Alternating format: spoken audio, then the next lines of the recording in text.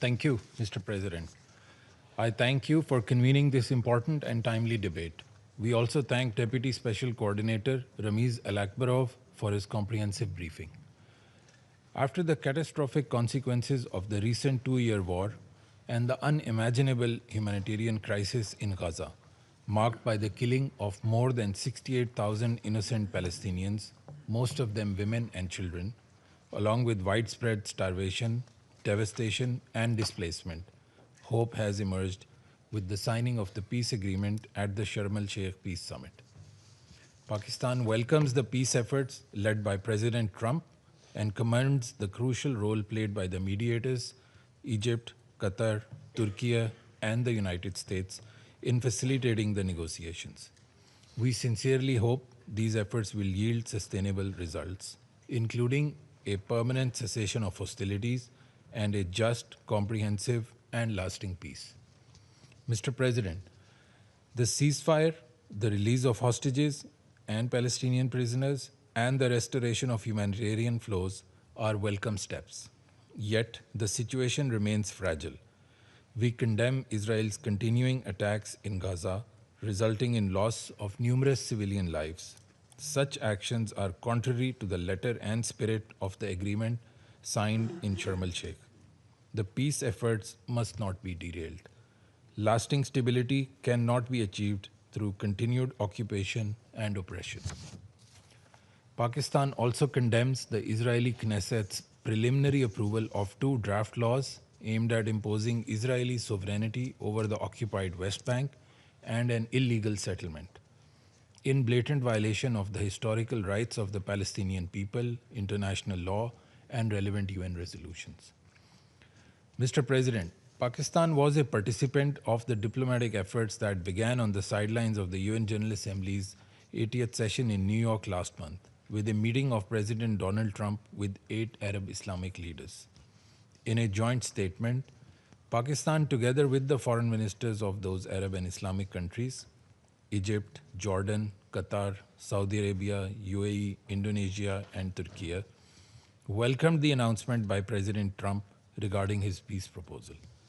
We reaffirmed our joint commitment to work with the US to end the war in Gaza through a comprehensive deal that ensures unrestricted delivery of sufficient humanitarian aid, prevents the displacement of Palestinians, the release of hostages, a security mechanism that guarantees the security of all sides, full Israeli withdrawal, reconstruction of Gaza, and a path for a just peace on the basis of the two-state solution, under which Gaza is fully integrated with the West Bank in a unified Palestinian state in accordance with international law as key to achieving regional stability and security.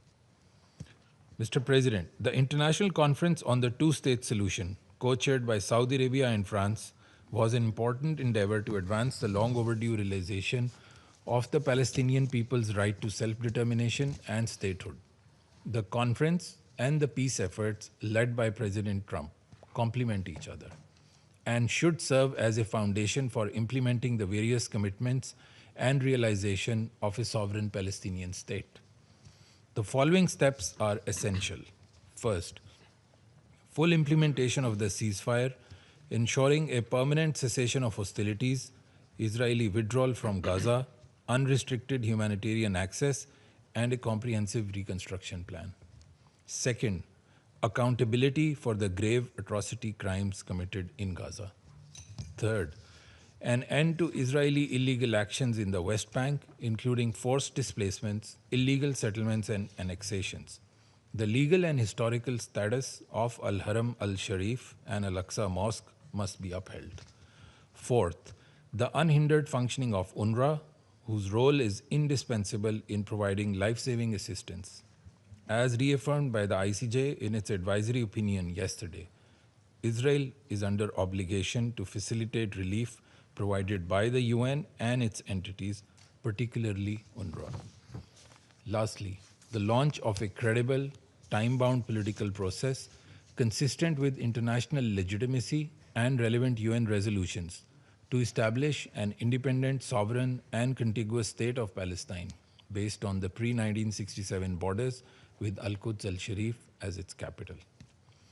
Mr. President, looking ahead, the roles of the UN, the Palestinian Authority, and the Palestinian people will be vital to ensuring legitimate governance, reconstruction, and institution building in Gaza. The role of the Security Council will also be critical and indispensable for the next phases of the peace plan, including for designing and mandating the deployment of an international stabilization force to fulfill the tasks envisaged for it in the peace plan. Pakistan will continue to work with all partners to advance these shared objectives and to help restore peace, justice, and dignity to the Palestinian people. I thank you. Я благодарю представителя Пакистана за его заявление и предоставляю слово представителю Панамы. Muchas gracias, presidente. Panamá agradece a la Federación de Rusia por convocar y presidir este debate abierto trimestral sobre la situación en el Oriente Medio, incluida la cuestión palestina. Reconocemos también el detallado informe del señor Ramiz Al-Akbarov, coordinador especial adjunto para el proceso de paz del Oriente Medio, coordinador residente y de asuntos humanitarios de las Naciones Unidas. Han pasado 748 días desde aquel cruel 7 de octubre del 2023. Los ataques perpetrados por Hamas ese día y su estela de violencia hasta la fecha han dejado en Israel más de 1.900 personas fallecidas. En las semanas y meses que siguieron, la respuesta militar en Gaza desencadenó un saldo devastador. Más de 60